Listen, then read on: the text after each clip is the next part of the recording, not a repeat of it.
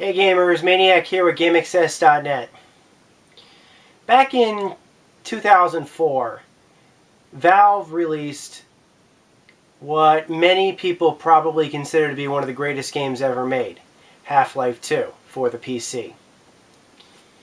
Shortly after releasing Half-Life 2, the developers came out saying that they were very familiar with what they had been working on, and they planned to release follow-ups in the form of expansions for people who would be interested in playing more Half-Life games within a pretty stable release cycle. That's not to say they were going to be using the exact same technology. They were planning on giving incremental updates to the graphics engine as well as new features and stuff as the time would go on. But they were sticking with the technology that they developed for Half-Life 2 because it really was, at the time, some of the best graphic technology that was available on the PC. It looked great. Fast forward 2 years, Valve released the very first full-fledged expansion pack for Half-Life 2, called Half-Life 2 Episode 1. Now, let's see. It wasn't originally called that. When Valve first announced Half-Life 2 Episode 1, it was actually under a completely different title. It was actually called Half-Life 2 Aftermath. The reason why it was called Half-Life 2 Aftermath was because it was planned to be an expansion, a simple expansion pack. When the first Half-Life game came out, there were several expansion packs released. They all required the original Half-Life for the most part. But Valve and its co-developers, Gearbox Studios, which are the companies that actually made these expansions, were all down for releasing expansion packs to continue with creating Half-Life titles. But these were all side stories. None of the original Half-Life expansion packs ever really continued the story of Half-Life 1, or Gordon Freeman's story for that. They only told similar stories from entirely separate characters. So yeah, the fact that Valve intended to release an expansion pack that not only would be for Half-Life 2, but will continue the story directly of Half-Life 2, was a big deal. And of course, Aftermath would be a very fitting title for it because, well, let's face it, it would be taking place at the aftermath of all the crazy stuff that Gordon Freeman had done. And then Steam really started taking off. A lot of people started looking into Steam as the next major delivery platform. It had a bit of a rough start when it launched, and the Half-Life 2 launch did give it a few hiccups here and there. But for the most part, it offered gamers a lot, and that's the thing, it actually offered gamers solutions to a lot of things that they needed, as well as gave a lot of benefits to the gamers that used it. As opposed to previous things like CD checks and stuff like that, online activations, which simply just took rights away from gamers. In exchange for using the Steam service, Valve actually gave gamers a lot of good reasons to use it, whether it be cloud syncing, extra tools, friend lists, all this, a lot of stuff. Basically, it used a lot of features. And some independent PC game developers, particularly a company called Ritual Software, thought that maybe they could use Steam as a platform for getting some of their titles out there that they couldn't normally get through traditional retail channels. And as such, because of that, they made an announcement that they were going to be working on a game called Episodes, or a series of games called the Episodes. The game would be using Valve's Source Engine, but it would use a lot of their own individual assets and code. They would be able to do things that you couldn't typically do in the Source Engine. And they were planning as many as 9 episodes. I remember Ritual because they released Games like Star Trek Elite Force 2 and stuff like that. I remember them specifically from that game. But they had also previously worked with Valve with the Counter-Strike deleted scenes. I can't remember exactly what it was called exactly, but there was a side campaign for Counter-Strike expansion that they were responsible for, which I liked quite a bit. So, around 2005 or so, Ritual came out and said, we're working on some episodes, we're going to launch through Steam, it's going to be downloadable titles, we're going to do Episodic. Ritual had a really nice idea for their business plan. It was actually something that hadn't typically been tried before, at least not at that time.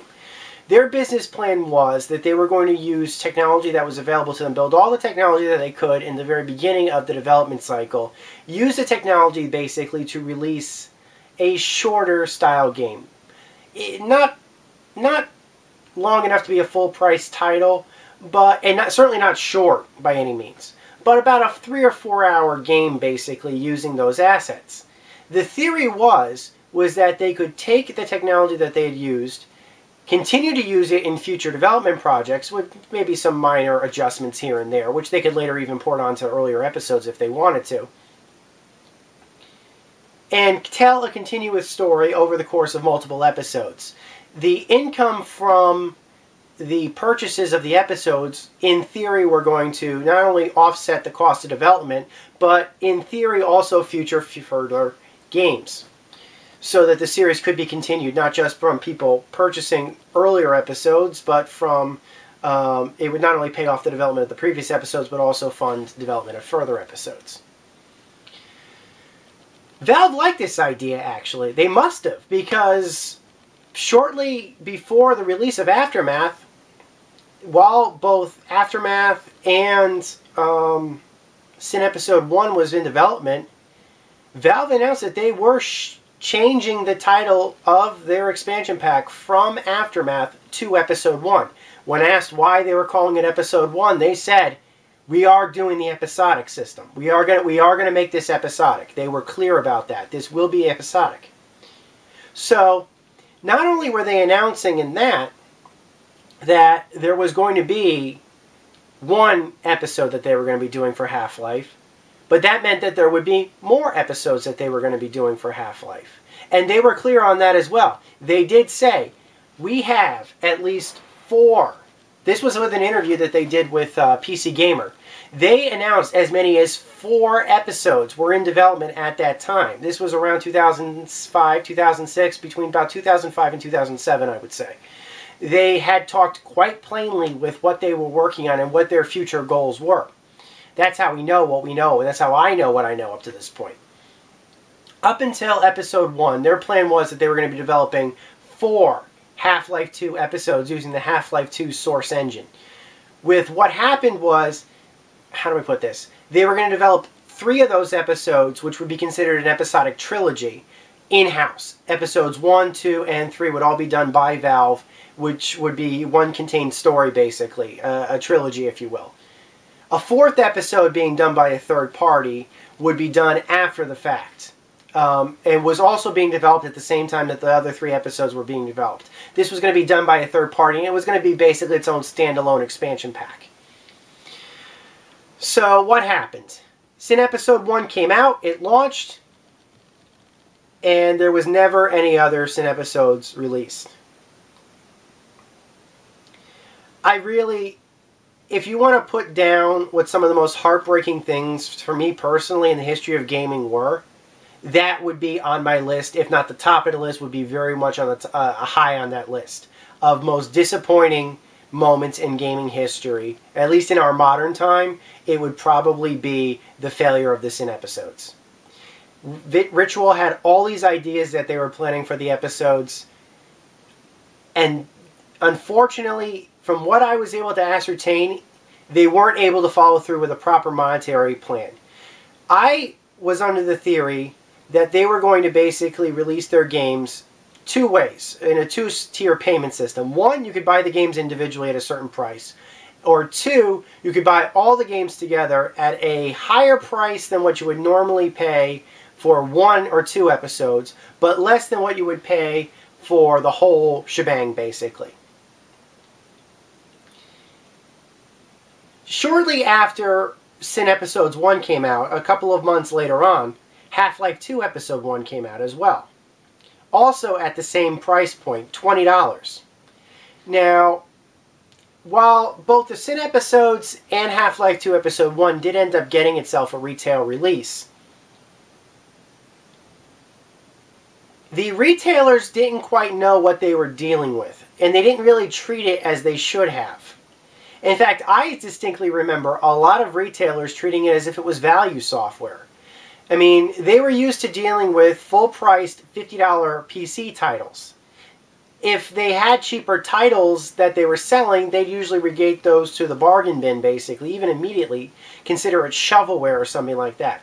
It was very uncommon for major publishers to be releasing value software from AAA development studios or for major games at that price point. It's just not something that they were expecting. I remember when Half-Life 2 Episode 1 came out, retailers at launch were selling it for as low as $9. But I'm getting a bit ahead of myself. What they chose to do instead for a release price, both for the Sin Episodes and for the Half-Life 2 episodes, was that they were going to release the games individually at one price point, $20 a pop. For Ritual, they were basically able to comp the cost of the Episode 1's development. But unfortunately, that retail price point, even with the sales figures, and I know that a lot of people have blamed piracy on that one, although, as far as I know, the pirated versions of Sin Episodes were all broken. It wasn't intentional. There was actually a mid-game bug, actually, that that broke the so the pirated versions of the game were basically broken. There was like a mid-game bug or something. It wasn't something the developers put in intentionally. It was just something that happened. And what basically happened was that I don't there's no way of really telling if piracy had in fact affected the sales. Some of the developers did say that piracy did affect it, but there was not enough money basically made from the funding of the development of Sin Episode 2. It just wasn't. There wasn't enough money there basically. And Ritual basically, their business plan had failed them. So they had to do something else, and basically what they decided to do was sell the company. And Ritual basically got completely absorbed. As far as I know, last time I checked, unfortunately, I was kind of hoping that there'd be more information released, that either Ritual or the company that absorbed Ritual would have been able to have at least continued the series, since they had the rights at that point. But they chose to do nothing with it. I don't know why. Why would you bother purchasing Ritual if you're not going to do anything with their space? That's really sad. That's just really sad. Like, why bother paying for the company if you're not going to do anything with the company, basically? And since the company was bought, they've done nothing, and nor has, as far as I know, anything happened with their properties, which is really sad. So it kind of became a bit of a cautionary tale, basically, for anybody who would be willing to get into the episodic gaming business plan. I think Valve was able to get away with it because they were Valve. They were making so much money off the Steam platform as well as the previous Half-Life games that they didn't, a small failure for them was not exactly a big deal. They still had more than enough money to continue funding with their series, as opposed to Ritual that didn't. There was one success for the episodic system. How did they succeed? I will stick to this day is that the reason why they succeeded was because they implemented the 2-tier plan. And that, of course, is Telltale Games. I'm sure you know them. It's like, wait, I know Telltale Games. They're still releasing games episodically. Yeah, they are. But for the most part, they're releasing them. Have you noticed that they're really trying to push their games by making you purchase a season pass, actually? Have you seen that, actually? They're a bit more demanding about that than they have been in years prior. Originally, you could basically buy the games individually as they were coming out, at, I think, a price point of about $11 or so, give or take a piece. Or you could buy all the episodes for a series, which would usually be about 5, maybe 6 episodes. And then you could just basically buy all those episodes individually or together at maybe like a $40 price point, and if in the future be promised something along the lines of a disc or something like that, some kind of season, like the copy of the game on disc or something like that, something nice.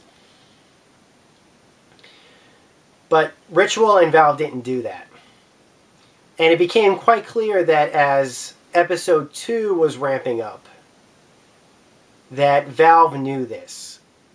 The original plan for the release of Episode 2 was there were going to be 2 versions of Episode 2 that were going to hit retailer. I don't really know how to explain this.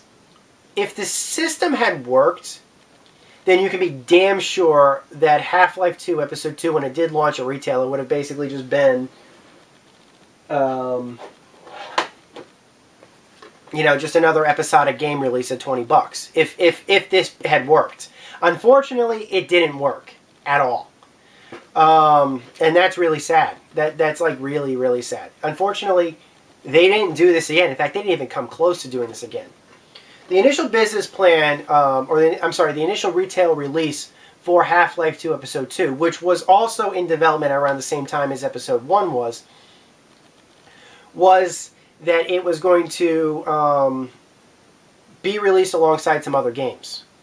They had announced that there was going to be 2 titles released that were going to be brand new alongside Episode 2. And you would basically get them at retail if you purchased them, or you could buy them in a bundle if you purchase them on Steam. It was going to be called the Black Box, if I remember correctly. The way it worked was that you'd basically buy the Black Box, and it would include Half-Life 2 Episode 2, Team Fortress 2, which was a huge announcement when they announced Team Fortress 2. We had known Team Fortress 2 was coming since Half-Life. This is the original Half-Life had been released. They'd been working on Episode 2. No joke. No joke. Team Fortress 2 had been in development practically longer than, probably about as long as Episode 3 has been in development. Maybe, if not longer. But that's like, adjusting for here and there. What else would have happened? And there would be this new game that was going to be released along it, Portal. So, that was going to be for the PC version. For the consoles, yes, they were going to do a console release. They decided that they were going to release something called the Orange Box, which would be something for basically new users to the system. They would basically get Portal, they would get Team Fortress 2, and they would get Half-Life 2 Episode 2. But on top of that, they were going to get the original Half-Life 2 in its entirety, as well as Half-Life 2 Episode 1. Now, console owners were really happy about this, actually, because even though that was going to be released at a full price retail of $60 for the consoles, you'd basically be able to get all, Episode 1 and Half-Life 2, which, as far as I know, were not available yet on those consoles. Half-Life 2 was released on the original Xbox, but that was it. They never released Half-Life 2 on Xbox 360 or PS3 by that point. That came later. And everybody was really excited for Episode 2 and Portal and Team Fortress 2 as well. Everybody was excited about that. So the console owners were happy. The PC owners were happy. I believe the Black Box was going to be purchased at a price about $30 or so. It might have been $40, I don't know. But I think it was about $30 or so. Then, shortly, a couple of months before Episode 2 and the rest of the Black Box was planning on getting released, Valve announced that they were canceling the Black Box entirely. And that, to me, was a big flag there. They were still going to release Episode 2, Portal, and Team Fortress 2 on the PC. But you would not be able to buy them individually. If you were going to purchase the games, you would have to basically buy what was going to be called the Orange Box. As basically that the offering of the Orange Box was going to be exclusively released as the PC as well. They would not have the Black Box option. So if you wanted to get Team Fortress 2, Portal, and Half-Life 2 Episode 2, you basically had to rebuy Half-Life 2 as well as Half-Life 2 Episode 1. that was going to be at a full price retail of about $50, although they did promise a discount for pre-orders. So anybody who pre-ordered got a discount on that. That was going to be the big release. That was like the big Christmas release of 2007, was the orange box. Now, even as Half-Life 2 Episode 2 was coming out, they were still talking about Episode 3.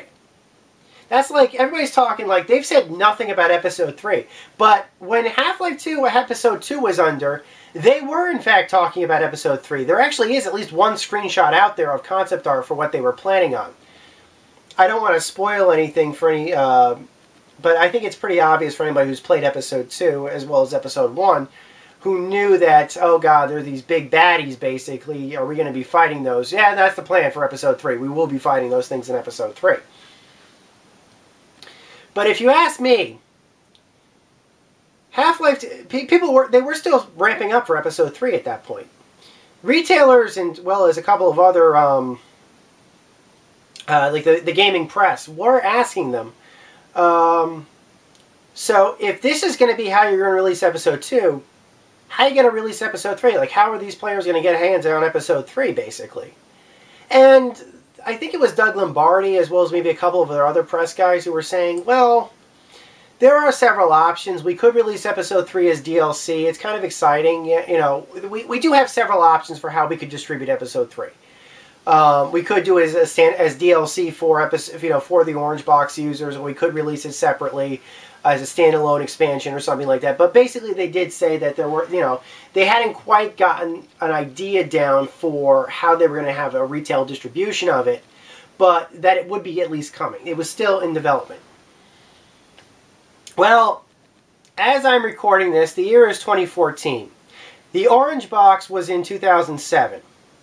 That was 7 years ago. We have not heard a peep about any information about Half-Life 2 Episode 3 since. Let me tell you why. Because this retail model didn't work. And my guess is that they knew at this point it couldn't work. Now, Valve in the interim has been releasing games. Don't get me wrong, Valve has not exactly been doing nothing for 7 years. Some people would argue that they have, but, Valve has not been doing nothing for 7 years. They've continued with development on Steam. They released 2 Left 4 Dead games. They released Portal 2. Yes, Portal got a sequel before Half-Life did. That's kind of funny, actually. They released Portal 2. Dota 2, of course, free-to-play games, and continue with development on Steam. So they have been busy. They have been releasing games. But what is going on with Episode 3? I don't think it exists anymore. And the reason why is because several years ago, it had leaked about the information about... Remember how I said that there was also an Episode 4 planned, and that was being done by a third-party studio? I know that's true because there was some gaming press site, I don't remember which one exactly, but there was a gaming press site who had come across screenshots. They didn't know what they had. They just posted them up without knowing what they had. They had assumed it was something Half-Life related, but they didn't know what, and they didn't think it was Episode 3. My guess is that Episode 4 must have been canceled given the fact of Episode 3 being delayed as much as it had. One of the developers must have leaked screenshots of the project basically to the gaming press because they probably had spent so much time working on it and they were upset that they never would see the light of day, basically. That's just my conjecture. So we know that Episode 4 had been under development. The fact that it was canceled tells me that likely Episode 3 had been canceled as well, at least as we had known it. I don't want to spoil anything. Anybody who's played Half-Life 2 Episode 1 and Half-Life 2 Episode 2 has been waiting with bated breath for years for whatever would be coming after Half-Life 2 Episode 2, whether it be Half-Life 3 or whether it be Half-Life 2 Episode 3. But if you ask me, I think that Valve knew that there was basically no proper retail channels available to them anymore that could basically fund an Episode 3 properly.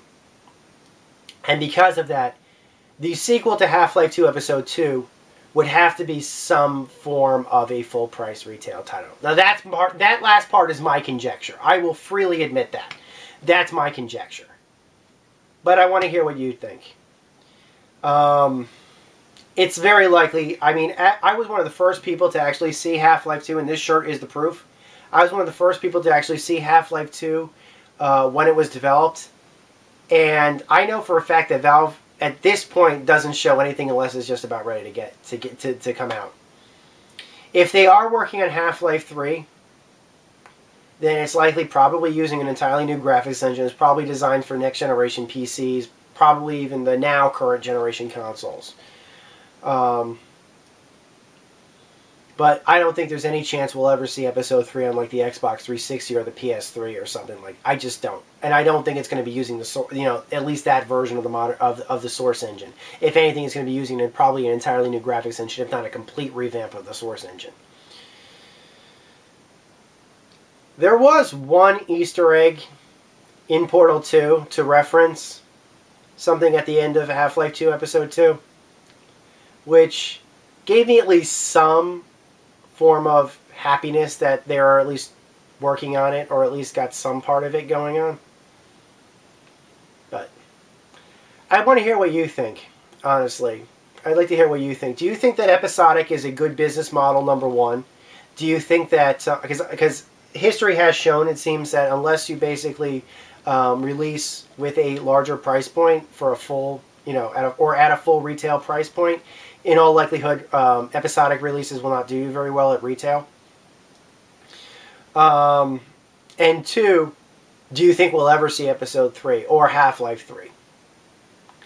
That's what I leave for you guys. Until next time, I'd like to thank you guys for watching. This is Maniac with GameXS.net. Over and out.